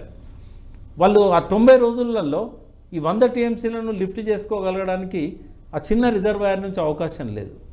కాబట్టి ఇవన్నీ ఫ్యాక్ట్స్ ఇట్లుంటే వాటి మీద అవగాహన పెంచుకోవాలి. నేను వాళ్ళు తప్పట్టట్లేదు. వచ్చి 20 రోజులు కాలేదు, మీకు ఎంత అవగాహన ఉందో అంతే మాట్లాడవచ్చు కదా, లేదా అవగాహన పెంచుకొని మాట్లాడవచ్చు కదా. అవగాహన లేకుండా ఇష్టం వచ్చినట్టు మాట్లాడితే మీకు ఇవి రేపు వ్యతిరేకమైన సాక్ష్యాలు అవుతాయి. ఎంత అపరిపక్వతతో మాట్లాడిన మంత్రులు అనేది చెప్పుకుంటే సిగ్గుపోతుంది ప్రజలు. అయితే ప్రకాష్ గారు, ఇక్కడ కీలకంగా కనిపిస్తోంది ఇంకొక అంశం కూడా. ప్రాజెక్టుకు సంబంధించి మీరు రెట్టింపు చేశారు, ఒక వ్యయాన్ని దుబారా చేశారు అనే దాంతో పాటుగా పెండింగ్లు అనేవి ఉన్నాయని 9,000 కోట్ల బకాయిలు ఇంకా పెండింగ్లో ఉన్నాయి కేవలం ఈ కాళేశ్వరం ప్రాజెక్టుకు సంబంధించి. ఇదే మాట పదే పదే అన్ని డిపార్ట్మెంట్లకి సంబంధించి చెప్తున్నారు కదా, అందులో కాళేశ్వరంలో 9,000 కోట్ల రూపాయల పెండింగ్ ఉంది అనేది ఉంటుందమ్మా. ఎందుకంటే వాళ్ళు ఎస్టిమేషన్స్ ప్రకారంగా వీళ్ళంతా చెక్ చేస్తారు. వాళ్ళు హ్యాండ్ ఓవర్ చేసిన తర్వాత అప్పుడు బిల్స్ పే చేస్తారు. ఈ ప్రాసెస్లో చాలా ప్రాజెక్ట్స్ ఉంటాయి. ఉదాహరణకు ఆన్ గోయింగ్ ప్రాజెక్ట్, అది కంప్లీటెడ్ ప్రాజెక్ట్ అయితే మీరు ఎందుకు పెండింగ్ పెట్టినని అడగచ్చు. ఆన్ గోయింగ్ ప్రాజెక్ట్ ఇప్పుడే కాదు, నేను ఇప్పుడు మీ ముందు చెప్తున్నా, ఇంకా 10 ఏళ్ళు అయినా కూడా కాళేశ్వరం లక్ష్యాలను ఈ కాంగ్రెస్ పూర్తి చేయదు. అంటే 2034 వరకు కూడా ఇది ఆన్ గోయింగ్ ప్రాజెక్టే ఉంటుంది. ఆన్ గోయింగ్ ప్రాజెక్ట్లో పెండింగ్ ఎందుకు ఉన్నాయని అడగలేము. ఎందుకు అని అంటే ఇప్పుడు దీనికి సింగూరు దాకా ఈ నీళ్ళని తీసుకుపోవాలి, ఆ ప్రాజెక్ట్ పెండింగ్ ఉంది. కొన్ని పనులు అయినాయి, కొన్నిటికి బిల్స్ పే చేయాలి, కొన్ని ఏమో వాళ్ళు ఇంకా హ్యాండ్ ఓవర్ చేయలేదు, వర్క్స్ కంప్లీట్ చేయలే, ఎగ్జిక్యూట్ చేయలే. తర్వాత 21-22 ప్యాకేజెస్ ఉన్నాయి. కామారెడ్డి ఆ ప్రాంతంలో పైప్డ్ ఇరిగేషన్ సిస్టమ్ ఉన్నది, పనులు జరుగుతున్నాయి. పనులు జరుగుతున్నప్పుడు ఎప్పుడు 100% బిల్స్ పే చేయరు, పెండింగ్ ఉంటాయి. ఇప్పుడు ఇక్కడ ఒక విషయం చెప్పాలి, పెండింగ్ ప్రభుత్వం యొక్క వెసులుబాటును బట్టి బిల్స్ పే చేస్తుంది. 2014లో క్లీన్ జీరో బడ్జెట్ చేసి ఇచ్చారా మనకు? పెండింగ్ డ్యూస్ లేవా? 10 ఏళ్ల కాంగ్రెస్ ప్రభుత్వంలో ఆనాడు ఇరిగేషన్ శాఖలో ఎన్ని బిల్స్ పెండింగ్ ఉన్నాయి లెక్కలు తీసి చెప్పండి. 9,000 కోట్లు ఇప్పుడు ఉన్నాయి కదా, అంతకంటే ఎక్కువ పెండింగ్ ఉన్నాయి అప్పుడు. ఓకే, ఎందుకంటే అన్ని ప్రాజెక్టులు ఆన్గోయింగే. అప్పుడు జలయజ్ఞంలో మొదలుపెట్టిన ఏ ప్రాజెక్టు కూడా ఆన్గోయింగే. ఇంకోటి, రాజశేఖర రెడ్డి అంత గొప్ప నాయకుడు కదా కాంగ్రెస్కి, వీళ్ళందరికీ ఆరాధ్యుడు కదా, వీళ్ళందరూ ఆయన దగ్గర ట్రైన్ అయిన వాళ్ళే కదా. జలయజ్ఞంలో 18 నెలల్లో పూర్తి చేస్తామన్న ప్రాజెక్టులు 10 ఏళ్ళైనా పూర్తి కాలేదు. ఆయన బతుకున్నది 6 సంవత్సరాలు. 6 సంవత్సరాల్లో పూర్తి చేయలేదు, 18 నెలల్లో పూర్తి చేస్తా అన్నాడు. రెండవది, 3 ఏళ్లలో పూర్తి చేస్తా అన్న ప్రాజెక్టులు ఉన్నాయి. ఆయన చనిపోయిన తర్వాత కూడా పూర్తి కాలేదు అవి. 10 ఏళ్ళు కాంగ్రెస్ ప్రభుత్వం ఉన్నా పూర్తి చేయలేదు. రికార్డు టైంలో కేసీఆర్ గారు కట్టారు. తొందరపాటు అనేది ఉండదు ప్రాజెక్టులు కట్టేటప్పుడు, దేని టైం దాన్ని తీసుకుంటుంది. ఏ సంస్థ కూడా నువ్వు అడుగుతున్నావు కాబట్టి నేను రాత్రి కడతానని చెప్పదు. అట్లా కనుక కట్టి ఉంటే 3 ఏళ్ళు ఎట్లా విస్టాండ్ అయ్యేది? కట్టిన తర్వాత 4 ఏళ్ళకి కదా ఈ లోపాలు బయటకు వచ్చినాయి. ఆ 3 ఏళ్ళు ఎట్లా తట్టుకునేది? ఒక్క వరద కొట్టుకపోతుంది. అది వీళ్ళే చేశారు. కడెం ప్రాజెక్టు కట్టారు, నీళ్ళు వదిలిపెట్టంగానే కొట్టుకుపోయింది. కనీసం ఆ ప్రాజెక్టులో ఎంత కెపాసిటీ ఉంది, ఎంత నిలబట్టుకోగలుగుతుంది, వరదల పట్ల అంచనా లేకుండా కట్టారు. బూరుగుల రామకృష్ణారావు గారి ప్రభుత్వం, తర్వాత వచ్చిన నీలం సంజయ్ రెడ్డి ప్రభుత్వం. అది మొదటి రోజు కొట్టుకపోయింది ఆ ప్రాజెక్టు. లోపాలు ఉండడం తప్పని నేను అన్నాను. మల్లన్న సాగర్ది కూడా అంటున్నారు అది 50 టీఎంసీలు, అది ఇప్పటివరకు 20 టీఎంసీలు కూడా నింపలేదు అని. అంటే ఏ ప్రాజెక్టులైనా ఏ రిజర్వాయర్లనైనా నెమ్మదిగా స్టెబిలైజ్ అవుతున్న కొద్దీ వాటర్ లెవెల్ పెంచుకుంటూ పోతారు. అది 50 టీఎంసీలు కట్టింది కాబట్టి మొదటి రోజు 50 టీఎంసీలు ఎందుకు వేయలేదు అంటే అది అపరిపక్వత. ఇంజనీర్లు నవ్వుకుంటారు, ఈయనకి ఈ విషయం కూడా తెలియదా, ఎట్లా మంత్రి అయ్యండి అనుకుంటారు. వాళ్ళు అర్థం చేసుకోవాలి, ఇటువంటి పొరపాటు చేయొద్దని నా మనవి ఉత్తమ్ కుమార్ రెడ్డికి.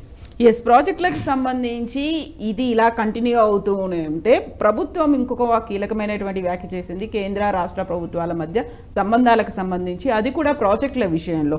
మీరు కాళేశ్వరానికి జాతీయ హోదా అనేది కేంద్ర ప్రభుత్వం నుంచి రప్పించలేకపోయారు. బట్ సీఎం అయిన తర్వాత for the first time CM హోదాలో రేవంత్ రెడ్డి వెళ్లారు. ప్రాజెక్టుకు సంబంధించి ఆయనతో కూడా చర్చించారు. జాతీయ హోదా తెలంగాణకు సంబంధించి ఇవ్వాలి అనేది ప్రాజెక్టుల విషయంలో. పోనీ ఈ 10 ఏళ్లలో మోడీ ప్రభుత్వం ఏదైనా కాంగ్రెస్ పాలిత రాష్ట్రాల్లో ఏ ప్రాజెక్టుకైనా జాతీయ హోదా ఇచ్చిందా? పోలవరానికి అది డివిజన్లో, రాష్ట్ర విభజనలో భాగంగా రాసుకున్నారు కాబట్టి ఇచ్చారు. ఎక్కడైనా కాంగ్రెస్ పాలిత రాష్ట్రాల్లో కాంగ్రెస్ ముఖ్యమంత్రులు జాతీయ హోదా తీసుకొచ్చారు. బీజేపీ జాతీయ హోదా ఇచ్చినవన్నీ కూడా వాళ్ళ పాలిత ప్రాంతాలే, బీజేపీ పాలిత రాష్ట్రాల్లోనే వాళ్ళు జాతీయ హోదాలు ఇచ్చారు. ఏ ప్రభుత్వమైనా వాళ్ళ స్వార్థం వాళ్ళకు ఉంటుంది. పోనీ 9.5 నెలల కేసీఆర్ గారు తేలే కదా, రేవంత్ రెడ్డి గారిని తెమ్మనండి, సంతోషమే కదా. మిషన్ భగీరథకు తెమ్మనండి, ఎందుకంటే దేశంలో 11 రాష్ట్రాలు దాన్ని కాపీ చేసినాయి. ఇవాళ దాన్ని తెమ్మనండి, దీన్ని తెమ్మనండి, మంచిదే కదా, సంతోషం. ఎప్పుడన్నా ఇస్తారా వాళ్ళు? బీజేపీ కనీసం కేసీఆర్ గారు అన్న ఫస్ట్ 5 ఇయర్స్ వాళ్ళకి సపోర్ట్ చేశాడు. ఎక్కడన్నా బిల్స్ చర్చకు వచ్చినప్పుడు రిక్వెస్ట్ చేస్తే మద్దతు ఇచ్చిండు. అట్లా మంచిగా ఉన్నా కూడా ఇవ్వలేదు వాళ్ళు. రేవంత్ రెడ్డి కాంగ్రెస్ ముఖ్యమంత్రి. ఈ 5 ఏళ్లల్లో ఆ జాతీయ హోదా పక్కకు పెట్టండి, మనకు పెండింగ్ ఉన్నాయి గ్రాంట్స్, వాళ్ళు ఇవ్వాల్సినవి ఇంకో 50-60 కోట్లు ఇప్పుడు రావాల్సినవి ఉన్నాయి, అవి తెచ్చుకోమనండి చూద్దాం.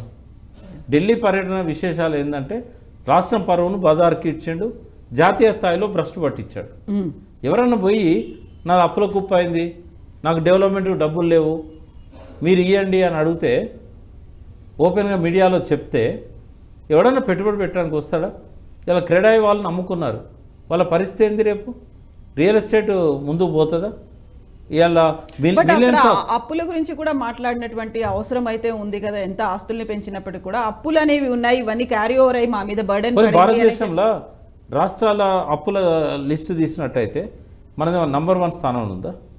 కాంగ్రెస్ పాలిత రాష్ట్రాలది నంబర్ 1, నంబర్ 2 స్థానాల్లో ఉన్నాయి. నిజంగానే ఏ రాష్ట్రం చేయనని అప్పులు చేసిందా? పోనీ అప్పులు చేసేమన్నా ఇంట్లకు ఖర్చు పెట్టుకున్నారా? ఈ 22 ల్యాండ్ క్రూయిజర్లను కొని అక్కడ పెట్టారు అనేది మంత్రులకే కాదు, ముఖ్యమంత్రికి కూడా. ఆయన ఎన్నడూ మంత్రి కాలే, నేరుగా సీట్లకు వచ్చిండు. వచ్చినందుకన్నా ఆ హుందాతనం అనేది కాపాడాలి. ఇప్పుడు ఆయన మాట్లాడింది విన్నా నేను. ఎవరో ఒక అధికారి వచ్చాడో చెవులో చెప్పిండట, ఈయన విజయవాడలో దాచుకున్నాడు 22 క్రూజర్లు కొని. నిజంగానే జనానికి ఎట్లుంటుందంటే, అరే 22 క్రూజర్లు ఈయన సొంతానికి పెట్టుకున్నట్టున్నాడు వాడు అన్నట్టుగా చెప్పాడు ఆయన. అది ప్రభుత్వ డబ్బుతో కొన్నాయి కదా, అది సొంతానికి వాడుకుంటారా, ప్రభుత్వానికి వాడతారా? ప్రభుత్వానికి వాడతారు. అది ఏ అవసరం కోసం విజయవాడలో పెట్టాల్సి వచ్చింది ఆయన చెప్పిండా? అది బుల్లెట్ ప్రూఫ్ తయారు చేయడానికి పెట్టారు అక్కడ. ల్యాండ్ క్రూజర్లు కొన్నది ప్రభుత్వ అవసరాల కోసం కొన్నారు. రేపు ముర్ము వచ్చింది ఇక్కడ రాష్ట్రపతి, ఆమె సెక్యూరిటీ కోసం బుల్లెట్ ప్రూఫ్ వెహికల్స్ అవసరమవుతాయి. ప్రధానమంత్రి వస్తాడు, బుల్లెట్ ప్రూఫ్ వెహికల్ అవసరమవుతాయి. ఇక్కడ మంత్రులు ఉన్నారు, వాళ్ళ రక్షణకు బుల్లెట్ ప్రూఫ్ వెహికల్స్ అవసరమవుతాయి. అంటే ఏ ప్రభుత్వం కొనదా వెహికల్స్ని? అంటే ఒక హుందాతనంతో ముఖ్యమంత్రి వాటి చెక్ చేసుకోవాలి. ఇది ఎందుకోసం కొన్నాడు, పర్పస్ ఏంది? మరి అమ్మేమనండి, ఇప్పుడు అమ్మే జమ అలా కట్టమనండి ట్రెజరీలో. అంటే ఒక లాస్ట్ 27 డేస్లో ఒక్కనాడు కూడా ఆయన హుందాతనాన్ని మెయింటైన్ చేయలేదు. ఆయన భాష అంతకుముందు ప్రతిపక్ష నాయకుడిగా పిసిసి ప్రెసిడెంట్ ఉన్నప్పుడు ఏం మాట్లాడుతున్నాడో అదే దిగజారిన మాటలు, నెత్తురుకూడు, కక్కిస్తాం, ఏదో ఒక ముఖ్యమంత్రి మాట్లాడే మాటలు అవి. ఇలా ప్రజలు నిన్ను గొప్పగా చూశారు. కష్టపడి ఒక యంగ్ ఏజ్లో నువ్వు ముఖ్యమంత్రి అయినావు, ఒక్కొక్క అడుగు కష్టపడుకుంటూ ఎదిగినావు. వాళ్ళ ఆశలు నిలబెట్టాలన్నా నీకు ఎంతసేపు టీఆర్ఎస్ ఇంకా అధికారంలో ఉందా? ఏమొస్తుంది వాళ్ళ మీద రాళ్ళేస్తే నీకు వచ్చేది ఏమన్నా అదనపు అడ్వాంటేజ్ ఉందా? ఇప్పుడు మేడిగడ్డ ప్రాజెక్టుకి సంబంధించి బాధ్యులు ఎవరవుతారు, బలి ఎవరవుతారు అనే దాంతో పాటుగా హైకోర్టులో కేసు అనేది ఉంది. 2 వారాల్లో కూడా కంప్లీట్ వివరాలు అందించమని హైకోర్టు కోరింది. సో అది ఏం జరుగుతుంది? దీంతో పాటు బీజేపీ కూడా సిబిఐ విచారణ కోరుతోంది. కంప్లీట్ వివరాలు ఇవ్వడానికి ఇప్పటివరకు నిపుణుల కమిటీని పంపలేదు, అపాయింట్ చేసిన లేదో నాకు తెలియదు. ఫస్ట్ చేయాల్సింది ఏంటంటే వాళ్ళు 6 గ్యారంటీల మీద సంతకం పెట్టంగానే నెక్స్ట్ మినిట్లో చేయాల్సిన పని కాళేశ్వరం మేడిగడ్డ మీద నిపుణుల కమిటీని అపాయింట్ చేయాలి. మరి ఈరోజు మంత్రులు అక్కడ పోయిన్లు, వాళ్ళు అన్నారు రేపు ఆ పని చేస్తారో లేదో చూద్దాం. హైకోర్టు సుప్రీంకోర్టులో ఎన్ని వివరాలు అడిగినా ఇవ్వడానికి లేవు. ఇవ్వడానికి ఏం వివరాలు ఉంటాయమ్మా? అది ఎట్లా కుంగిందో ఇప్పటివరకు రీజన్ తెలియదు. అంటే ప్రాజెక్టు నిర్మాణం దగ్గర నుంచి ఆ కుంగుబాటుకు దాకా ఏమేం జరిగాయి, అందులో వచ్చినటువంటి డెవలప్మెంట్స్, ఇవన్నిటి వివరాలు అడిగి అవన్నీ ఆల్రెడీ ఓపెన్ ఫ్యాక్ట్స్ కదా, రికార్డ్స్ ఉన్నాయి కదా. ఆ వివరాలు ఇస్తే వాళ్ళకి తెలుస్తుందా ఎట్లా? సో కుంగుబాటు ఎందుకు జరిగింది అనేది national dam security authority, safety authority ఇచ్చింది కదా. వాళ్ళు ఏం చూసి ఇచ్చారు? నివేదికలు చూడలేదు. పైనుంచి మేడిగడ్డ బ్యారేజ్ మీద నిలబడి ఇట్లా కుంగింది చూశారు. అది మీకైనా నాకైనా నిపుణులకైనా ఒక తీరే కనబడుతుంది కదా. నేను అనేది ఏంటంటే ఒక బిల్డింగ్ కూలింది లేదా ఒక డ్యామ్ కూలింది, ఒక బ్యారేజ్ కూలింది, దాన్ని కూలంకషంగా అధ్యయనం చేయాలి. ఫస్ట్ ఎర్త్ సైన్స్ అనేది చాలా ఇంపార్టెంట్. భూభౌతిక శాస్త్రవేత్తలు దాని మీద ఒక రిపోర్ట్ ఇవ్వాలి. సివిల్ ఇంజనీర్స్ డిజైన్ ప్రకారం కట్టారా లేదా, ఇప్పటికి కూడా ఆ బిల్లలు తీసుకపోతే నాణ్యత ఎంత ఉన్నది, ఇవన్నీ కూడా తెలుస్తాయి. అవశేషాలు ఉంటాయి కదా. పోనీ కట్టిన పిఆర్సీ కూడా తీసుకొని చూడవచ్చు కదా. వాళ్ళు అన్నీ నిర్ణీత రేషియోలో కలిపారా లేదా అంటే ఏం చూసి మీరు రిపోర్ట్ ఇస్తారు? అసలు ఆ ప్రాసెసే మొదలు కాలేదు. సో బాధ్యులు బలయ్యేది ఎవరు అంటే ఎవరు తప్పుంటే వాళ్ళు బలవుతారు. ప్రమాదం అని నేను చెప్తున్నా. ఒకవేళ నేను అన్నది తప్పు అయితే కనుక ఆ కింద నేను ఎందుకు అంటున్నా అంటే చరిత్రలో ఎన్నడు రానన్ని వరదలను తట్టుకొని నిలబడేదంటే నిర్మాణ లోపం కాదు, డిజైన్ లోపం కాదు. ప్రమాదం జరుగుటానికి ఆస్కారం ఏంటంటే బ్యారేజీలల్లో ఇంత పెద్ద బ్యారేజీలు ఇండియాలో 1-2 తప్ప లేవు. ఫరక్కా బ్యారేజ్ ఏంటంటే 16 టీఎంసీల నీళ్ళని నిల్వ చేస్తే ఒక బ్యారేజ్ 85-86 పియర్స్ ఉన్నాయి, దానికి రేడియల్ గేట్స్ ఉన్నాయి. ఇంత పెద్ద బ్యారేజీలో ఇంత ఎక్కువ పరిమాణంలో వాటర్ని ఆపడం వల్ల కింద ఏమన్నా మట్టి పొరలల్లో కదలికి వచ్చి ఏమన్నా జరిగి ఉంటే కనుక అది ప్రమాదం అంటారు, కానీ అది నిర్మాణ లోపం కాదు. కాబట్టి మేడిగడ్డ ఇది అన్ ఎగ్జాంపుల్. ఇప్పుడు 10 మంది రోగులను చంపితేనే డాక్టర్ అవుతాడు అన్నట్టు ఒక సైంటిస్ట్ ఏదైనా క్లినికల్ ట్రయల్ చేసే క్రమంలో చాలా మంది మీద ప్రయోగిస్తారు. బట్ ఇది 1,00,000 కోట్లతో కూడుకున్నటువంటి ప్రాజెక్టు, అందులో ప్రజాధనం కూడా ఉంది కదా, అదే కన్సర్న్ కదా. అది 2,000 కోట్ల బ్యారేజ్ అమ్మా. అది 1,00,000 కోట్లు కాదు, మొత్తం కంప్లీట్ కాళేశ్వరానికి సంబంధించి 2,000 కోట్లు. అది అంటే మేడిగడ్డ అనేది అంటే నేను అనేది కూడా మేడిగడ్డ తర్వాత అన్నారం కూడా ఉంది, సుందిల్లా కూడా మేము చెక్ చేయాల్సిన అవసరం ఉంది. చేయమనండి. ఇప్పుడు అవైతే మంచిగానే ఉన్నాయి కదా. ఏమైంది? అన్నారం కూడా డ్యామేజ్ జరిగింది అనే మాట. మీరు కనుక ఇల్లు కట్టుంటే లేదా మీకు ఫ్రెండ్స్ ఎవరైనా ఇల్లు కట్టుంటే గృహప్రవేశానికి పోండి. పోయినప్పుడు గోడలన్నీ చూడండి. కొత్తగా కట్టిన ఇంటికి పైన క్రాక్స్ వస్తాయి. ఒక 2-3 నెలల్లో మళ్ళీ దాన్ని సిమెంట్తో నింపి మా క్రాక్స్ను పూడ్స్తారు, చేసి మళ్ళీ తర్వాత ప్యాచప్ చేసి కలర్స్ వేస్తారు.